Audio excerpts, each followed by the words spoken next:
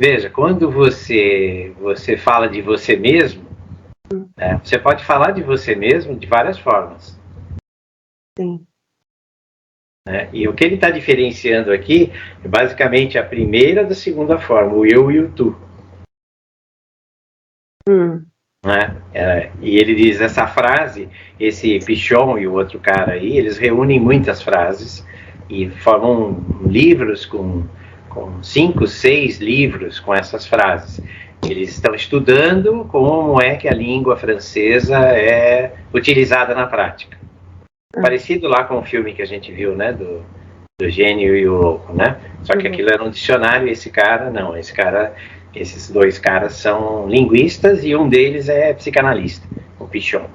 Então o Lacan vai lá e pega essa frase porque ele fala assim: parece que são duas pessoas diferentes falando na primeira frase. E na segunda frase são uma pessoa escreveu isso, mas ela na verdade está escrevendo representando pessoas de um partido. Inclusive, então, eu também posso me incluir e dizer que eu faço parte de outros. O que Lacan está trazendo para nós? Ele está dizendo assim, este eu que nós pensamos que é uma coisa nuclear, que é uma coisa sempre eu sou, e aí você diz assim, né, uma coisa minha, ele diz assim, existem várias formas de você trabalhar com este mesmo eu. Daqui a pouco ele vai falar, quando você dá instrução para uma pessoa, né, fulano, faça isso. Tá? Quando a pessoa ouve isso, ela tem que traduzir internamente, eu vou fazer, ou eu não vou fazer. Tá? Então, esta tradução que nós fazemos, né, deste eu individual para um eu que é coletivo, para um eu que atende o outro, então ele diz assim, são muitos eus, não tem um eu só. E muitas vezes nós estamos formando frases que compreendem mais de um eu. E daqui a pouco ele vai falar que, inclusive, o tu, quando a gente usa, tu fostes, tu vistes, tem alguma coisa a ver com o superego. Isto, especialmente na psicose, porque está trabalhando o Schreber aí, ele vai dizer, tem alguma coisa desta ou outra pessoa que está falando. Na psicose, esta divisão é muito clara, ao ponto de ser um outro realmente que está ali. Não é este mesmo eu assumindo várias posições diferentes, mas sob controle. Não. Há alguma coisa que toma o lugar. Então, ele está introduzindo aqui para dizer que quando você está, né, na escuta de alguma pessoa, observar como é que ela faz essa passagem do eu, ela, para esses outros eus. Certo? Que os neuróticos fazem isso com muita facilidade o tempo todo. Inclusive se colocando muitas vezes no lugar do outro, sofrendo pelo outro. Tá certo? Que é uma coisa que, fulano está doente, nossa, então minha vida acabou porque fulano está doente. Mas quem é esse fulano? Não, é um primo lá, distante, não sei o quê. Lá que está trazendo para nós, ele está dizendo assim, para eu poder lidar bem com o outro, esse outro tem que fazer parte de mim. E eu preciso colocar a outra pessoa dentro de mim. Ele não traz o outro para dentro, ele deixa o outro lá fora. Entendeu? Então não existe subjetividade. Ele não consegue compreender as sutilezas das coisas. Percebe que há um equilíbrio. Eu não posso deixar este outro grudar tão fortemente em mim. Eu viro escravo dele.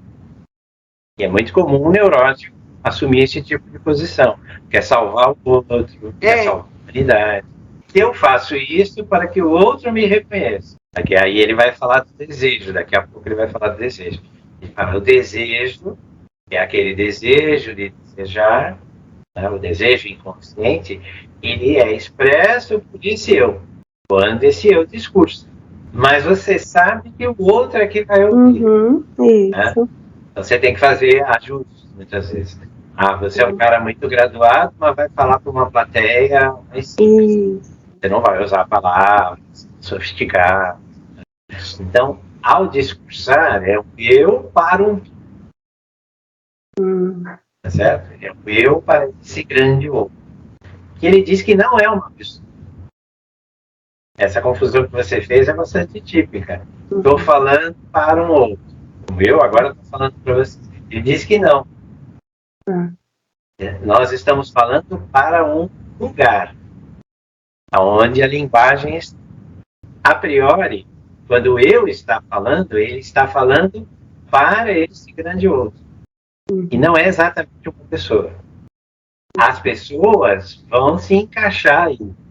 Mas de uma forma geral, o que ele está dizendo é: este grande outro, que é a linguagem, que é a fonte da linguagem e tudo mais, ele não é uma pessoa. É danado. Essa é a parte complicada da teoria de Lacan. Ele despersonaliza. Ele diz que o eu não é um eu. É um eu que troca de lugar o tempo todo, que é flexível, né? Ora é eu, ora é tu, ora é o outro. Então ele diz assim, essa coisa muito personalizada na psicanálise não funciona, porque nós estamos tratando do sujeito do inconsciente, que também não é uma pessoa. Nem o seu próprio sujeito do inconsciente. O seu é uma pessoa. Não é. É uma construção. Aliás, que permite que a psicanálise funcione. Porque isso pode ser modificado.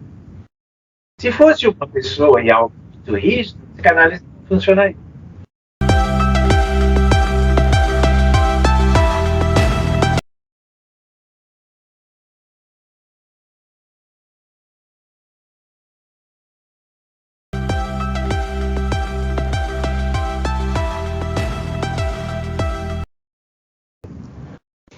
É sempre o eu que não se reconhece mais. Então alguma coisa se perdeu.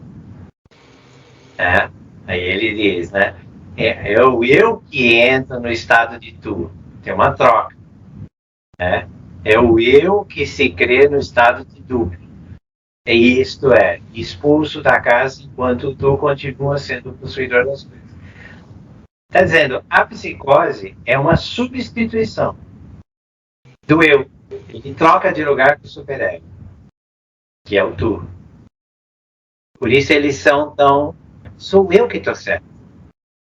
Que o superego é o dono da lei, são as regras. Fez uma troca de lugar. Onde estava o ego, que seria o eu, entra o superego, que é a lei. É determinado. E aí despreza o outro. Só eu sei. Porque a própria pessoa, ele está baseado no quê? No caso lá que ele atendeu na delegacia.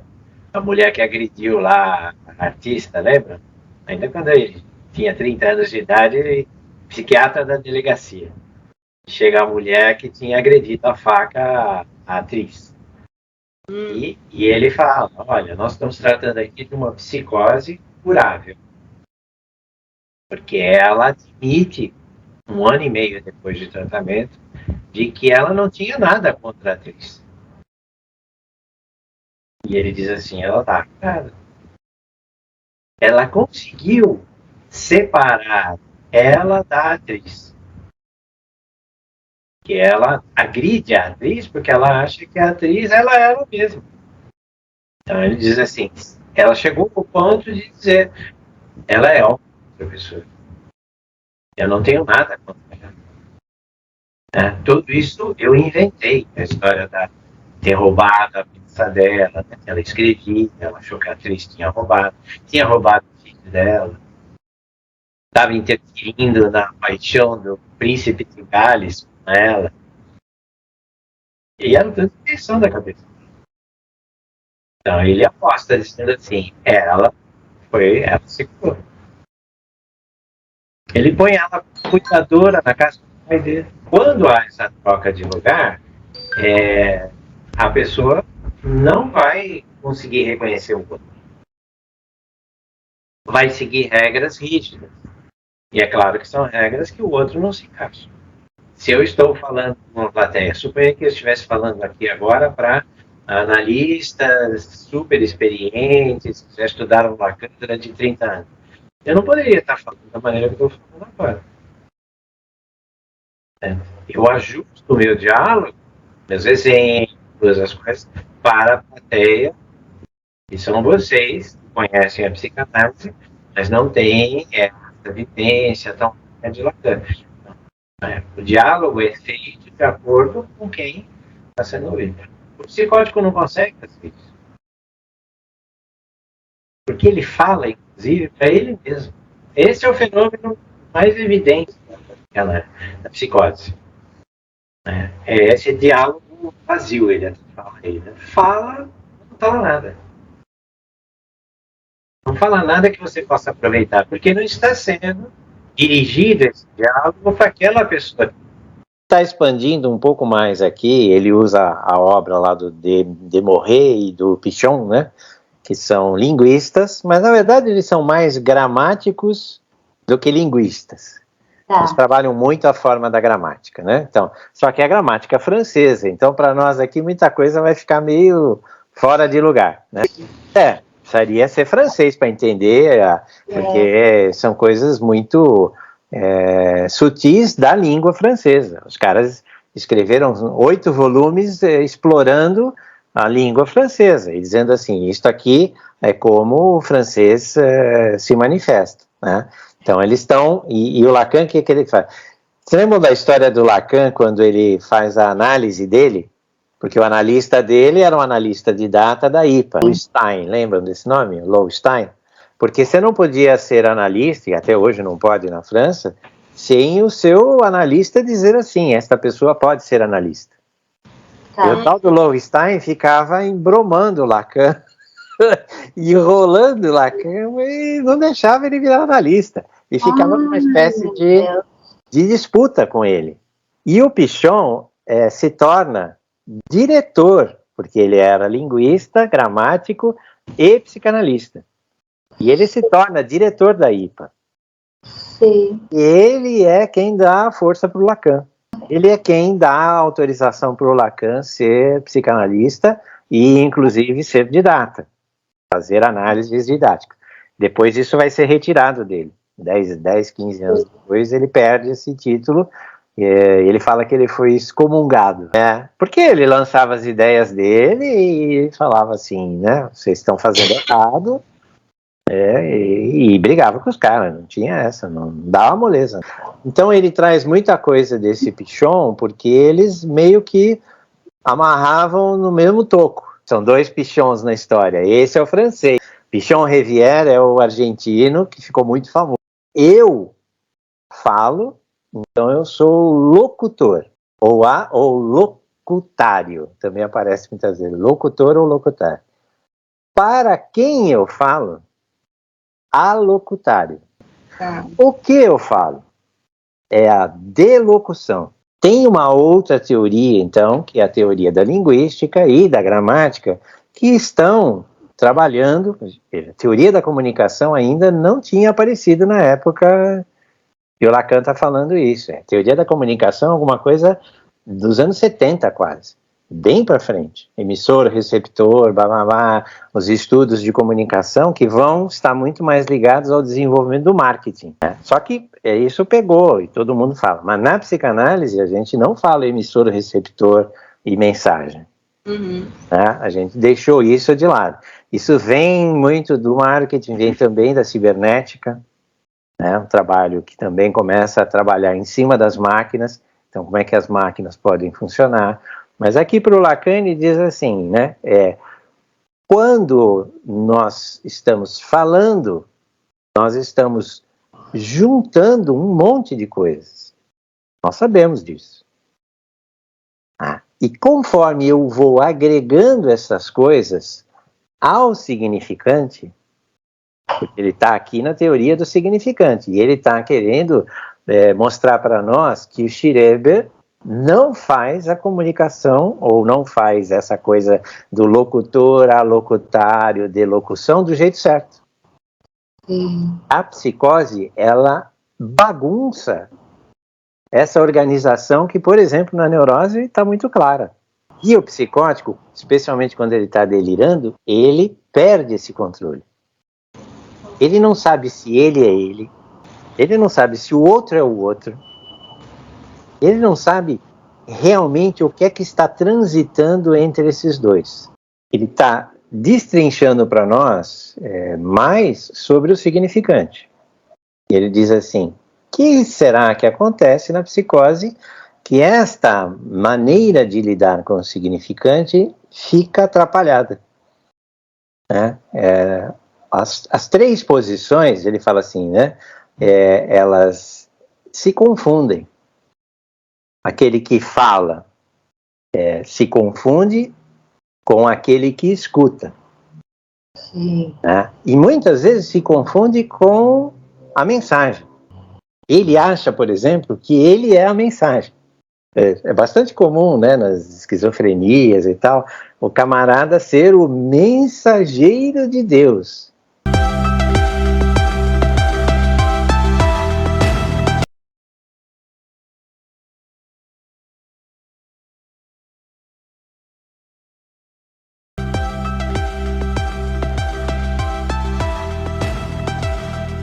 Tanto que parece que a frase é a mesma, né?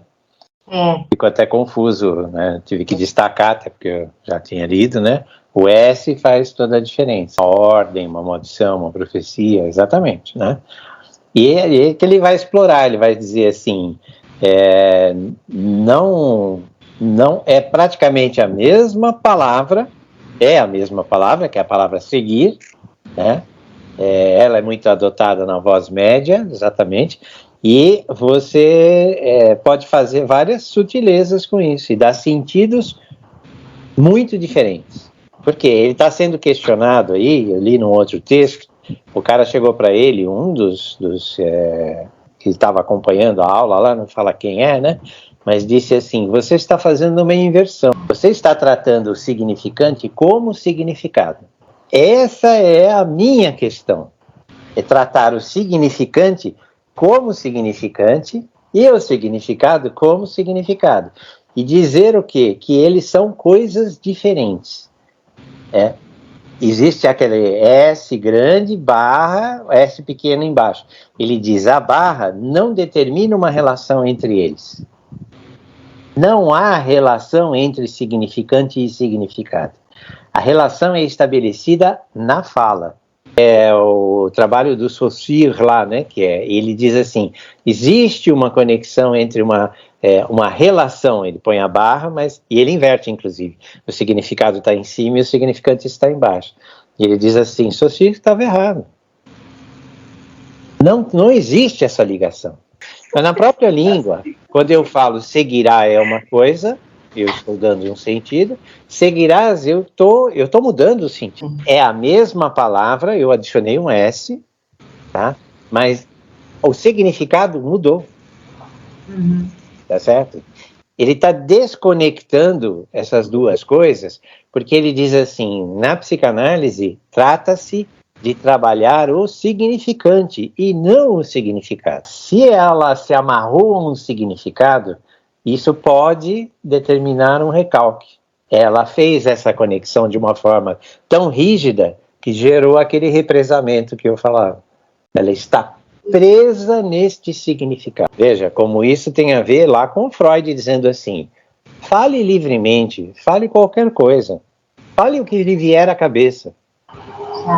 Tá certo? E a maioria das pessoas que fazem análise, inclusive eu, diz assim: isso me leva aonde? Não, eu tenho que falar das coisas que estão me afetando. E o analista olha e fala: não, fala qualquer coisa. Porque o qualquer coisa, de qualquer maneira, vai fazer aparecer esse significante que está travado num determinado significado. É uma fala que não traz nenhuma possível amarração. Então, de fato, tem muito sentido falar de fala vazia. Ele fala, depois ele mesmo não fala mais. Lembra? Falou lá no seminário 1, mas não repetiu. E assim, esse blá blá blá que não leva a lugar nenhum. Bom, mas e isso não é falar qualquer coisa? Também é. Para algum lugar? Pode. Então ele para de falar vazia. Toda fala é cheia de... Eu estou passando para vocês aqui os meus significantes e significados. É que isso surpreende tanto lá o pessoal que está com ele, que eles rejeitam. E ele diz assim, ó, eu vou dar um monte de exemplo, esse capítulo e o próximo, inclusive, ele dá um monte de exemplos exatamente dizendo assim, veja, basta eu mudar um S. Nós sabemos disso, mas nós não damos bola. E aí ele fala, o analista dá bola. O analista escuta exatamente qual é a relação que a pessoa, no caso, né, o analisando, tem com esse tu. O que Lacan está alertando aqui? Ele está dizendo assim, né? Como é que chama o capítulo? Quem prestou atenção no nome do capítulo? Mal recalcado. Como é que a gente faz para ficar perto daquilo? Tem que ficar ligado. Se a pessoa usou um S a mais ou um S a menos. Porque você está, na maneira como você está formulando uma frase, você está dizendo para o analista, inclusive para o mundo, como é que você está se relacionando, por exemplo, com esse tu. Em que posição você está colocando? Quando eu estou falando de como é que o meu inconsciente está articulando as minhas relações com o mundo. Quanto mais eu trabalho em cima do significado ou da significação, eu estou cada vez mais longe do buraco. Sendo assim, nós estamos sempre falando do nosso eu. Pouco importa se isso está vindo de uma defesa, se isso está vindo de uma baixa estima, se isso está vindo de uma, né, uma forma profética, se isso está vindo, ele diz assim, por que pouco importa? Porque estou sempre falando de mim mesmo. Então, o que importa é como é que eu montei esse meu eu para que eu falasse dessa forma. Mas o que nos interessa é a parte inconsciente que está sendo a base disso que se manifesta. É este conjunto significante que montou esse inconsciente. Isso veio de algum lugar. Isso foi feito de alguma forma. Se eu conseguir observar na fala da pessoa traços desta constituição básica, eu estou cada vez mais perto do tal do buraco. Porque esse inconsciente começa a ser montado. A criança, por mais que ela não entenda, ela está ali ouvindo um monte de coisa. E onde é que essas coisas que ela está ouvindo estão ficando? No inconsciente dela. Que base é essa, né, que está sendo montada, mesmo quando a gente ainda nem sabe o que aquilo significa, não tem significado ainda, mas já está sendo montada. Na hora em que eu digo chove, eu já tenho a intenção de dizer que está chovendo agora. Se eu falei choveu, eu estou intencionalmente dizendo choveu no passado. E se choverá, choverá no futuro. Então, o significante, ele não vem só como a palavra, ele vem com a palavra com todos os seus sentidos, né, toda a sua intencionalidade. Quem é que dá essa intencionalidade? É o eu, é o ego. Então ele diz assim, quando você está falando sempre sobre você. Então isso é muito importante para a gente, porque você está ouvindo a pessoa e ela está dizendo o quê? Ela está dizendo como ela está no mundo. Só que ela pode estar no mundo de uma forma ativa, de uma forma passiva ou de uma forma média. Tá certo? Eu sempre estou dizendo, eu sou afetado pelo outro. O que o outro faz me afeta muito. Você está numa voz passiva. Quando você diz assim, eu faço. Sou eu que faço. Você está numa voz ativa. Aí eu não sei bem quem faz. Você está numa voz média. Né? Ele vai dizer isso é o como a pessoa está falando sobre ela no mundo. Tentando sair deste mundo dos significados e ir para o mundo dos significantes. E ele vai dizer, este mundo tem regras próprias. Né? Como você pegou pode determinar a maneira como você está sintomático, está sofrendo. O que aparece do lado de fora, vamos dizer assim, só aparece porque tem uma estrutura interna que está comandando isso. Uhum. O que nos interessa é essa estrutura interna. Ah, é fácil chegar lá? Não, não é.